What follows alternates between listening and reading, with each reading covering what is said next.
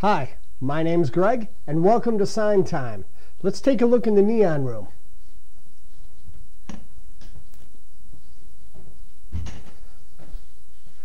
In 1902, the first piece of neon was invented in Paris. The first sign was sold in 1910 in Paris to a barber shop. In 1923, a Packard dealership in the United States of America in Los Angeles bought the very first sign. But in 1932, the patent was lifted on the electrode, the manufacturing part of neon, and that's when neon really exploded. So you know what? Let's take this journey on Sign Time.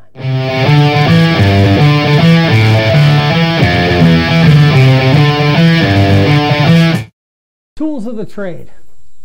In neon, we use just a very few tools. This is a blow hose. My block, it's not affected by heat. My file, I use this for cutting glass. You'll see that in a little while. Marking pencils. A Sharpie marker for drawing on the pattern. A measuring tool to measure the glass so I know which size it is.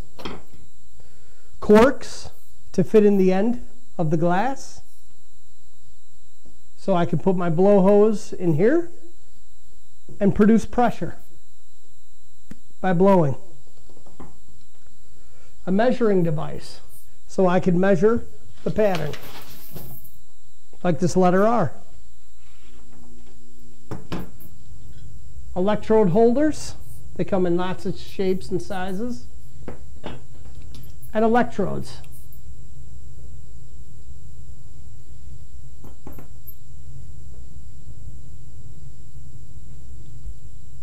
This is the ribbon fire. This starts about 1 inch and you slide this out, you can go all the way to 16-inch fire.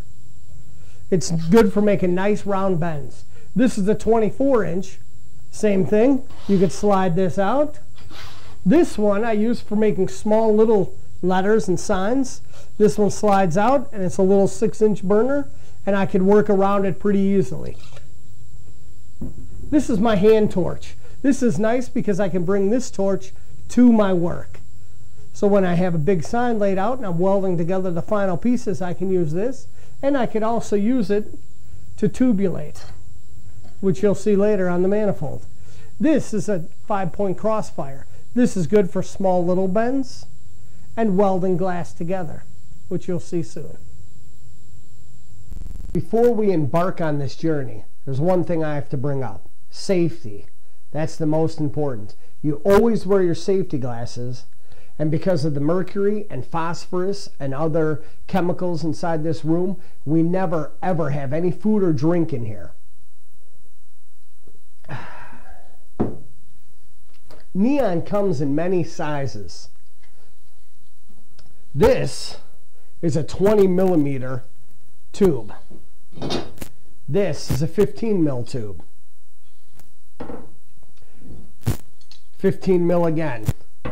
And down to a small 10, which might be used for script and real tight letters. All the way down to my tubulation that I use to connect the neon, 5mm. There's two gases that we use in neon in the process of making tubes, neon and argon.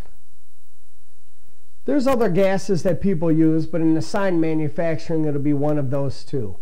Neon comes in many, many colors. My favorite is clear red. When I make a pattern, I make it in reverse. I draw this out on paper. So I don't burn the paper, I use this brass screen. And when I bend on the letters, it doesn't burn the paper. And I could use this pattern over and over again. And this is what a tube would look like, all completed.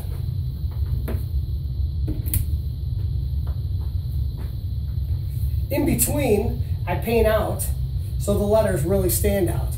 This usually comes in two colors, gray and black. I mostly use black myself. This glass is purple glass pumped red. So I call this, and most people do, flamingo. Now cutting the glass. I'm just scoring it, really, putting a scratch on it. And then I pull it apart. Welding glass together is very important. I have a cork in one end and my blow hose put into the other, and this piece into my mouth.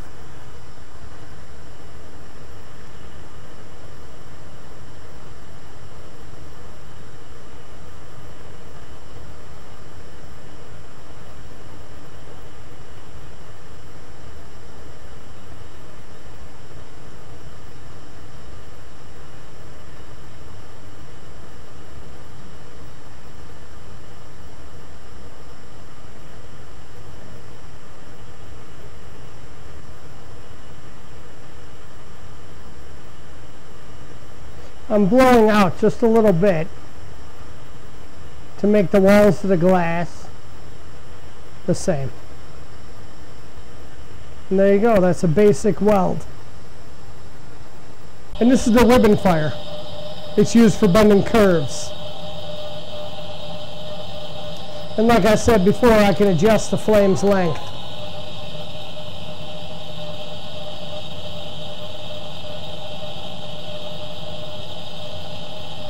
So I'm heating all the sides of the glass.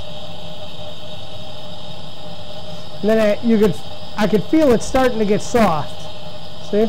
Starting to get plastic-like, but I'm not there yet. It's getting close. And here we go.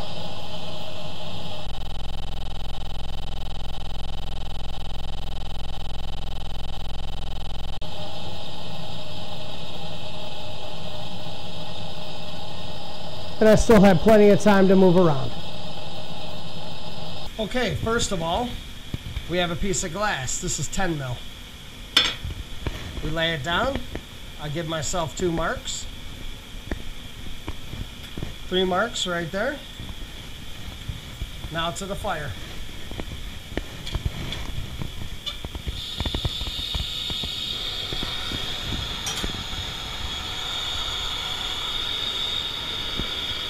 I heat everything up between those 2 marks, between the 3 marks.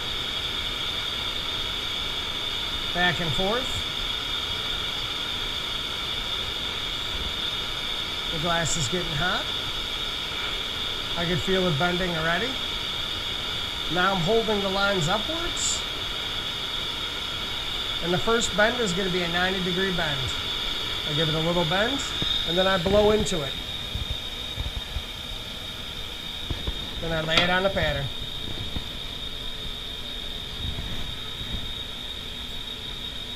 Make my marks. Oop, it's still moving a little bit. This next one will be a double back.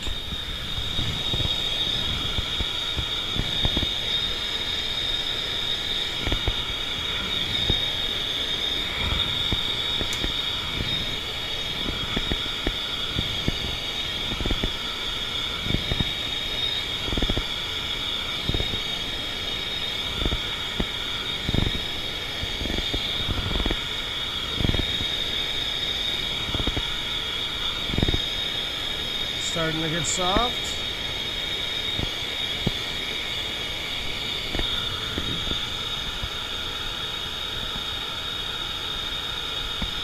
And I'm blowing in the end.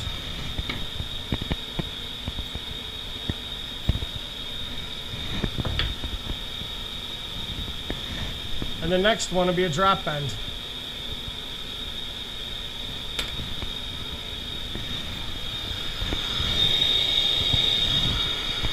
Now it starts getting a little tricky because we're not working with a straight piece.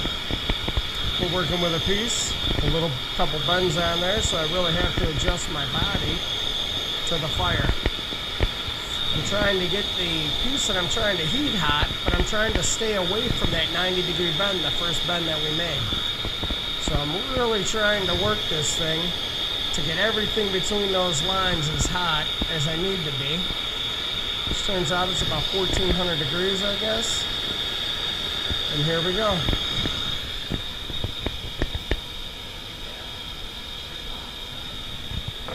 Now, I'm going to go ahead and put an electrode on, right on the end, so we can pump it.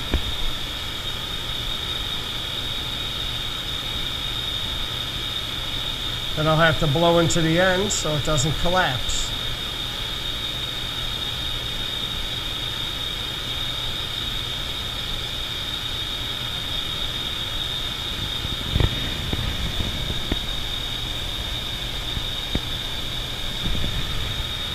Okay, there we go.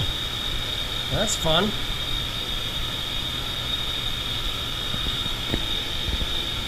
Okay, now the other end. And I use this electrode holder. That holds the electrode for me.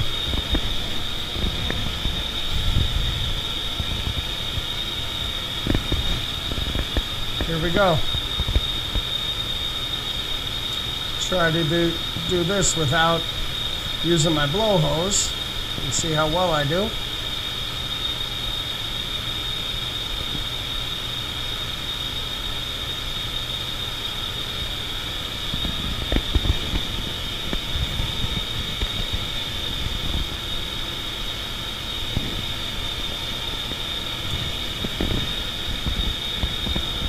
And there we go. That's good enough. And now, time to go to the manifold. Okay, it's time to process the tube. In this tube, we're going to make it a mercury tube. Why not? In this is a little syringe with mercury. Right here is a little small ball that I blew out of glass. So I put the smallest drop I can right in there. Right there. It's very small.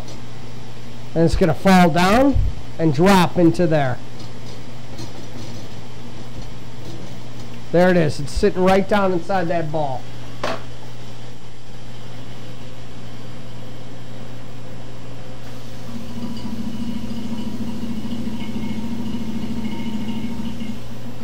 Now we hook it up to the manifold.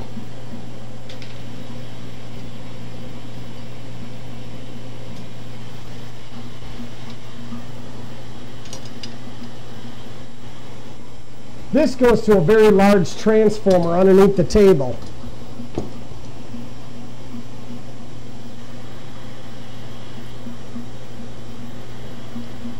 They say it has the transformer underneath the table has the power of 4 electric chairs. This is mica. It's actually a piece of rock.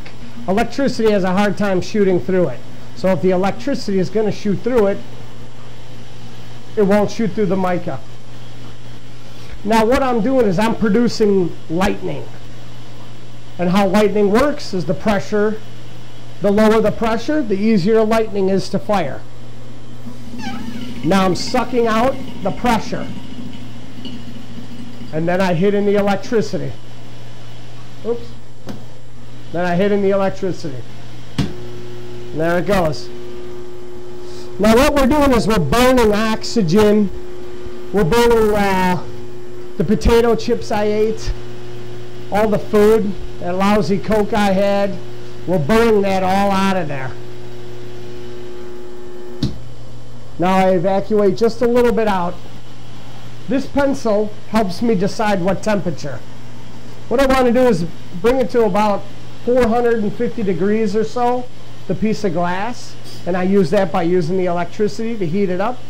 And then I want to really burn up these electrodes on the end. I'll get those cherry red.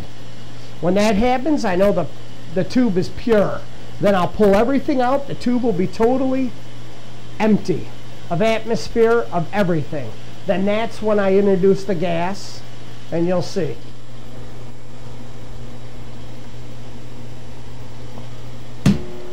Right here on the roll, I have a gauge. I'm watching this gauge up here. It's telling me what's going on, and my experience is telling me what's going on with the tube right now.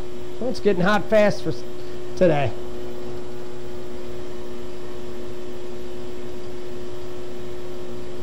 And there goes the electrodes. This is apparently a fast tube. Now I open it up and I'm pulling everything out. And I'm watching that. Then I'll give it a little more juice. And that's it. Now it's emptying out. I'm pulling it all out. I'm pulling everything out. All the impurities, everything.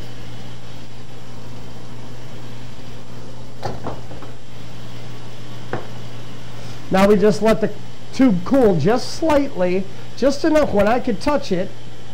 That's good enough. Then I go ahead and fill the gas in, and it's time to rock.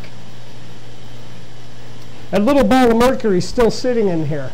I don't introduce that until after the tube's ready. Then I'll dump that in. Let's all go to the lobby. Let's all go to the lobby. Let's all go to the lobby to get ourselves a treat. Okay, we're ready to fill. Closing off the main stopcock. That tube is empty, for sure. Now I'm going to let in a little bit of gas. This gauge helps me decide how much I want to let in. And for 10 mil, I bring it down to the 13.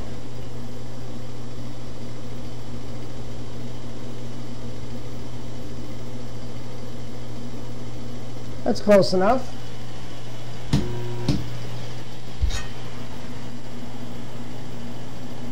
Now I'm tubulating it off because the gas is in there and I want it to stay in there.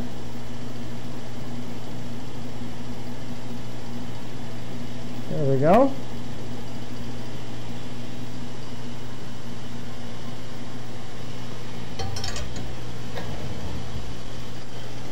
Turn off the manifold for safety because I don't like touching these unless it's off. This tube's still a little bit warm, but we'll let it run and see what it looks like.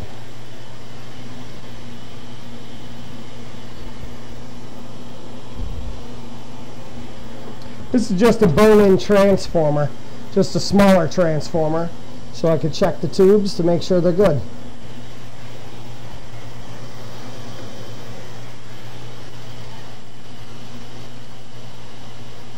Now what I did for this one, because I think it's fun, is I put neon gas in there, but I put a ball of mercury in it.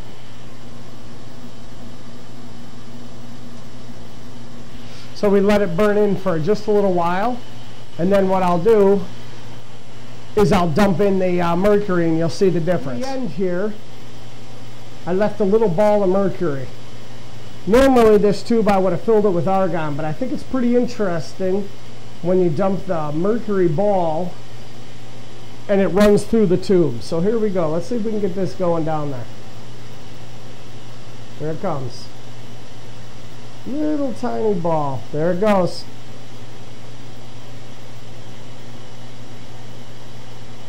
And that's just one little tiny ball of mercury.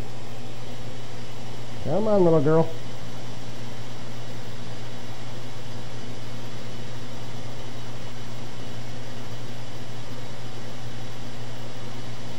I see it, it's stuck right here.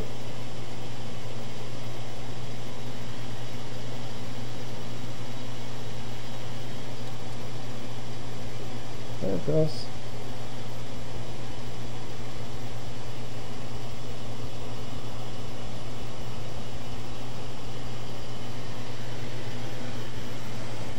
Right here, if you can see it, there's the ball of mercury.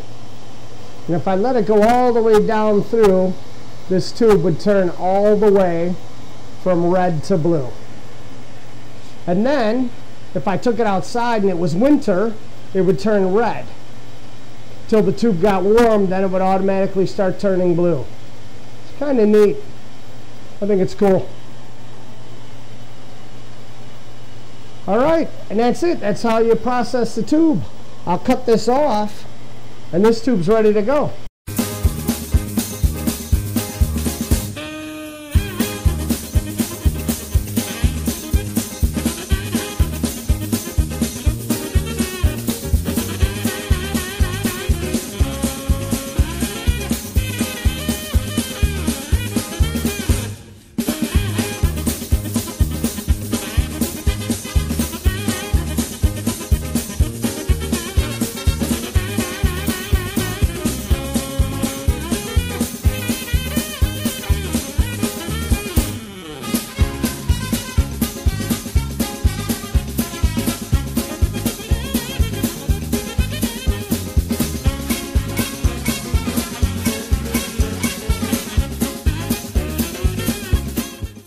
Well, our journey is complete. We learned a lot about neon and a little bit about love. We laughed, we cried, I wet my pants, and we're done. So thank you all for joining Sign Time. And I will see you next time on Sign Time.